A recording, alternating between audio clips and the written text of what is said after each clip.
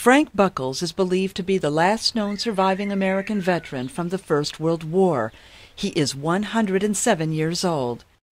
As a young soldier in the U.S. Army, he was an ambulance driver in France, helping wounded American and French soldiers. France and the United States were allies during the war. Buckles was honored recently at the French Embassy in Washington. Jean-Marie Bockel, the Secretary of Veteran Affairs in France, thanked him and other Americans for their service in World War I. Buckles was presented with the Legion of Honor, the highest award in France for military or civil service. Buckles was fortunate that he was not injured during the war. An estimated 200,000 U.S. soldiers were wounded. 50,000 American soldiers died on French soil alone.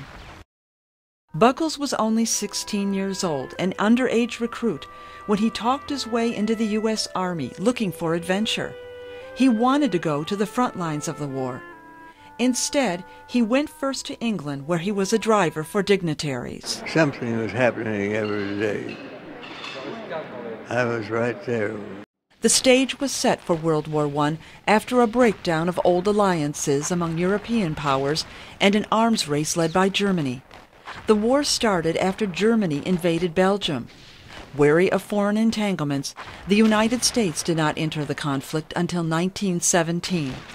The Allied powers, led by Britain, France, and the United States, defeated the Central Powers, headed by Germany, Austria-Hungary, and the Ottoman Empire, which controlled much of southeastern Europe, the Middle East, and North Africa. During the war, more than 9 million military were killed and some 20 million injured. It is estimated 5 million civilians were killed.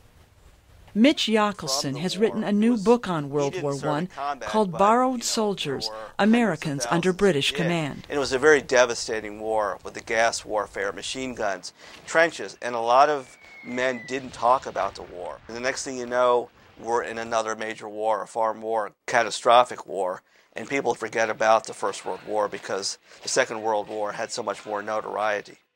After World War I ended in 1918, Buckles stayed in Europe for a time and escorted prisoners of war back to Germany. Ironically, it was during the Second World War that Buckles himself became a prisoner of war. In 1941, he was a civilian working on a steamship when Japan invaded the Philippines. Buckles was captured and spent 3 years in a prisoner of war camp before being freed by American troops.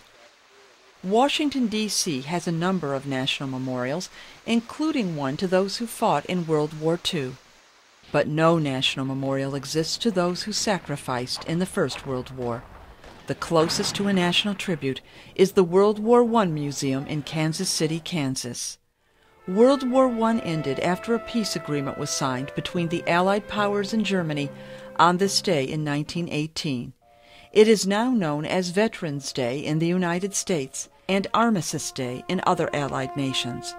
For the land of the free. For Frank Buckles, it is a day he will never forget. Deborah Block, VOA News, Washington.